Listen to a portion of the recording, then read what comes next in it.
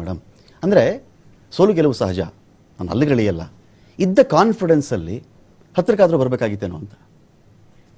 2 term ಅಧಿಕಾರ ನಡೆಸಿ 10 ವರ್ಷ, ಇದು 3ನೇ ಟರ್ಮ್. ಇದು ಐತಿಹಾಸಿಕವಾಗಿ ಇಷ್ಟೊಂದು ಆಗಿದೆ ಅಂದ್ರೆ 294 ಈಗ ಬರ್ತಾ ಇರುವ ಇದು ಬಂದಿದೆ ಅಂತ ಹೇಳಿದ್ರೆ ಖಂಡಿತ ಮತದಾರರ ಇವರಿಗೆ ಕೇಂದ್ರ ಸರ್ಕಾರ ಹಾಗೂ ಪ್ರಧಾನಿಗಳ ಮೇಲೆ ಎಷ್ಟು ಆಧಾರರಹಿತ ಆರೋಪಗಳು, ಎಷ್ಟು ಮಾತುಗಳು ಕಳೆದ 2.5 ತಿಂಗಳಲ್ಲಿ ಮಾತಾಡಿರುವ ಮಾತುಗಳು ಯಾವ ತರ ಇತ್ತು.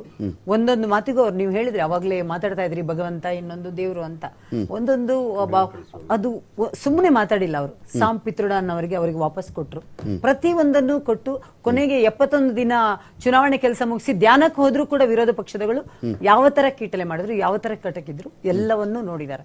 ಇಷ್ಟಾದ್ರೂ ಕೂಡ ಪ್ರಜಾಪ್ರಭುತ್ವ ಗೆದ್ದಿದೆ. ಇವತ್ತು ಇನ್ನೇನಾದ್ರೂ ಇದು ಸ್ವಲ್ಪ ಹೆಚ್ಚು ಕಮ್ಮಿ ಆಗಿದ್ರೆ ವಿರೋಧ ಪಕ್ಷಗಳು ಇವಿಎಂ ಅಂತ ಹೇಳಿದ್ರು ಅದಕ್ಕೂ ನಾವು ಇದ್ ಮಾಡ್ಬೇಕಾಗಿತ್ತು.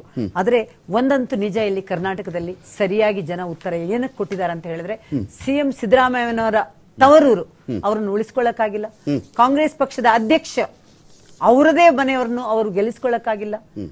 ಇವತ್ತು ಅವರು ಎರಡು ಅಂಕಿ ಬರ್ತೀವಿ ಅಂತ ಹೇಳಿದ್ರಿ.